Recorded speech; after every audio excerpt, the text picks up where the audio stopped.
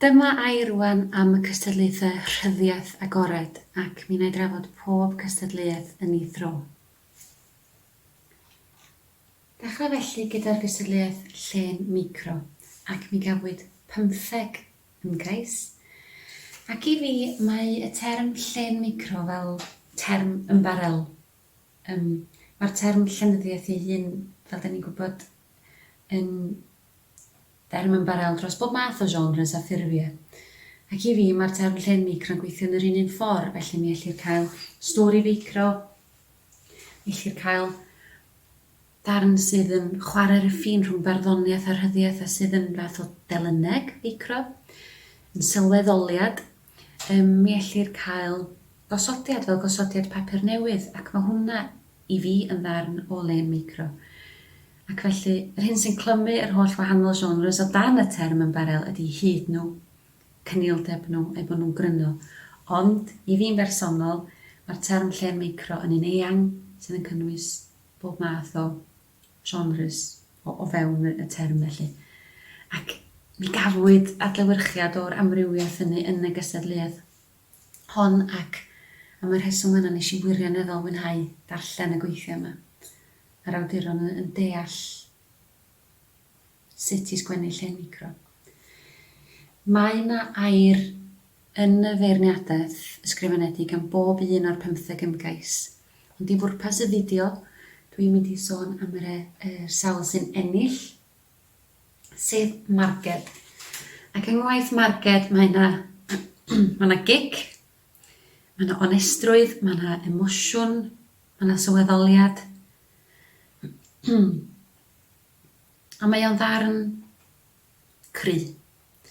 Mae hefyd yn clymu'n ofnadwy o dda, sgysodwch chi, hefo thema gystadleuaeth.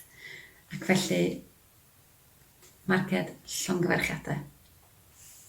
Yn ail, mae yr hen darw ac Alice, ac yn drydydd mae Cadi a Fred.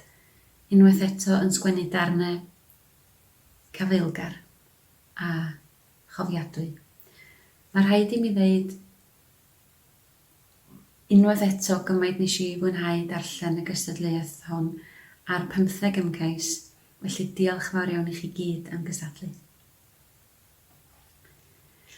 Cystadleuaeth yr adolygiad wedyn, dwi wir yn teimlo bod tasg adolygydd yn un anodd, a dwi'n edmygu y bobl sy'n gwneud hyn. Ac yn y gystadleuaeth yma, fe gafwyd 9 ymgais, ac ges i flas ar y cyfrolau oedd yr adolygwyr yma yn ei trafod. Pob math o wahanol gyfrolau, ac gwahanol ar ddilliau hefyd gan yr adolygwyr. A dwi'n meddwl bod hynna'n bwysig bod personoliaeth yr adolygydd yn dod drosodd yn yr adolygiad, ac mi gafwyd hynny hefyd. Unwaith eto, yn y Beirniadaeth ysgrifenedig, mae yna air am bob un o'r 9 ymgais. Ond eto i bwrpas y fideo, mi hoffwn ni drafod gwaith Mena sydd yn dod i'r brig. Ac i mi'n bersonol, a chwaith ydi hyn, dwi'n hoffi mewn adolygiad synopsis byr ac wedyn trafodaeth ac darllen i mewn wedyn i'r hyn sydd yn y gyfrol. A thrafod beth sy'n gweithio ar adolygydd a beth sydd ddim. Dwi ddim yn hoff y synopsis rhy hir. Ac yng ngwaith Mena, ni'n teimlo bod na osod cyd-destun, mi o'na synopsis, ond mi o'na hefyd drafod mewn manylder a trafod beth sy'n gweithio, beth sydd ddim. Ac mi oedd yn adolygiad nes i wirioneddol i fwynhau llongyfarchiadau Mena. Yn ail mae gwaith gobaith ac yn drydydd mae gwaith awen. Adolygiadau unwaith eto nath wneud fi fod eisiau darllen y cyfrolau. Fel dwi'n dweud, mae yna air am bob un o'r 9 ymgais ac mi o'na rhywbeth cry am bob un o'r adolygiadau yma, felly diolch.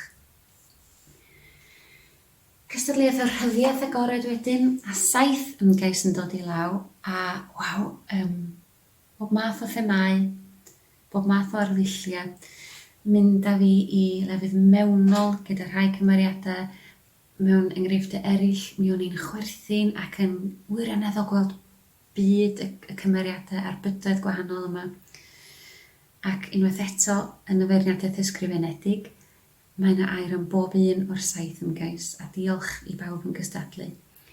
Ond y tro hwn, gwaith ianto sydd yn ennill. Mae ddawn storio amlwg a dawn rhwydd. Mae'r sgwennu'n rhwydd, ac o'n i'n gallu eistedd nôl a mwynhau. O'n i'n gweld y cymeriadau, o'n i'n gweld y byd lliwgar. Mi nath i fi chwerthin, hiwmor oedd yn gweithio, a gwaith nes i fwynhau i ddarllen yn fawr iawn. Ac unwaith eto, diolch yn fawr iawn i'r 7 nath ymgeisio. Mi oedd ein gystadleuaeth ofnadwy o dda. Diolch yn fawr iawn.